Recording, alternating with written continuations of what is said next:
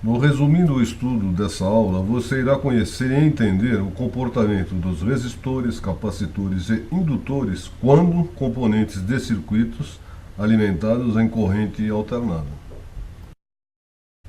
Os circuitos têm características distintas conforme a carga estabelecida com a fonte de tensão em corrente alternada.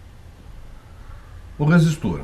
Quando se liga ao circuito, surge uma corrente elétrica que percorrerá o resistor e estabelecerá uma tensão em seus terminais.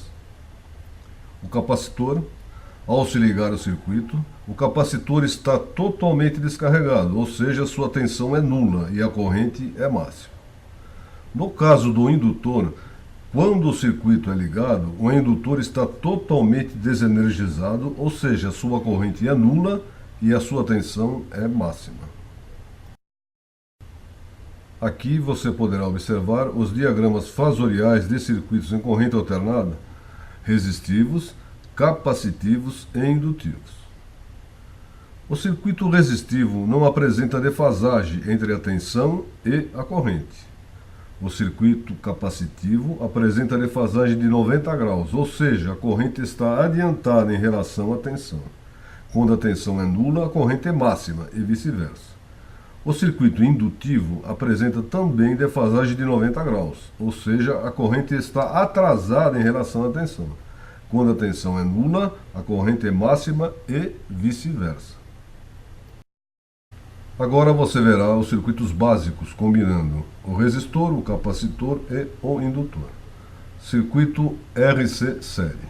Conecta-se em série com a fonte um resistor e um capacitor, que juntos formam uma impedância resistivo-capacitiva. Este é o diagrama fasorial do circuito RC série. Nesse circuito surge uma corrente de valor proporcional à impedância total do circuito, com defasagem menor que 90 graus em relação ao gerador. Como prevalece a influência do capacitor, a tensão fica atrasada em relação à corrente. Separadamente, a relação entre tensão e corrente permanece em cada dispositivo. Circuito RC paralelo. Um resistor e um capacitor são conectados em paralelo à fonte e juntos irão formar uma impedância resistivo-capacitiva. Aqui você pode observar o diagrama fasorial do circuito RC paralelo. Nesse circuito, a tensão é a mesma do gerador nos dispositivos do circuito.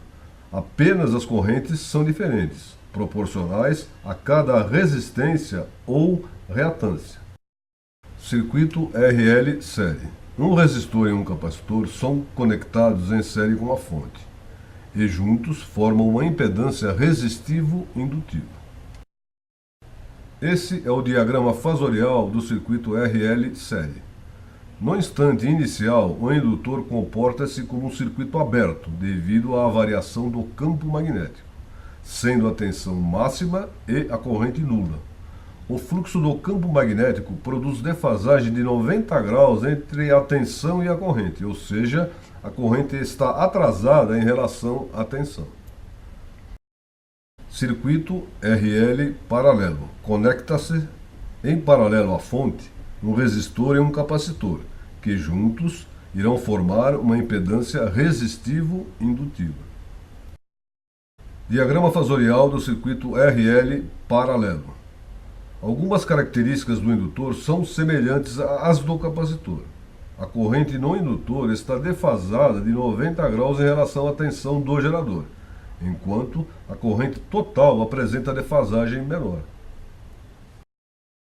Aplicações dos circuitos RC série. As principais aplicações desses circuitos são atuar como filtros. Passa baixa, tensão do capacitor na saída. Permite a passagem de frequências baixas. Passa alta, tensão do resistor na saída, permite a passagem de frequências altas. Aplicações do circuito RL série.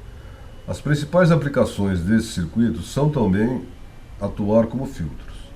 O passa baixa, tensão do resistor na saída, permite a passagem de frequências baixas. O passa alta, Tensão no indutor na saída permite a passagem de frequências altas. Circuito RLC série. Um resistor, um indutor e um capacitor são conectados em série a uma fonte e juntos formam uma impedância resistivo-indutiva-capacitiva. Este é o circuito RLC paralelo.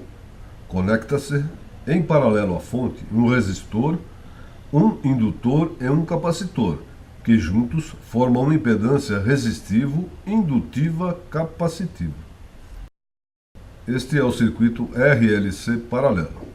Conecta-se em paralelo à fonte um resistor, um indutor e um capacitor, que juntos formam uma impedância resistivo-indutiva-capacitiva. Lembre-se, essa apresentação é um resumo do tema e não deve ser considerada como única fonte de estudo. Participe de todas as atividades propostas.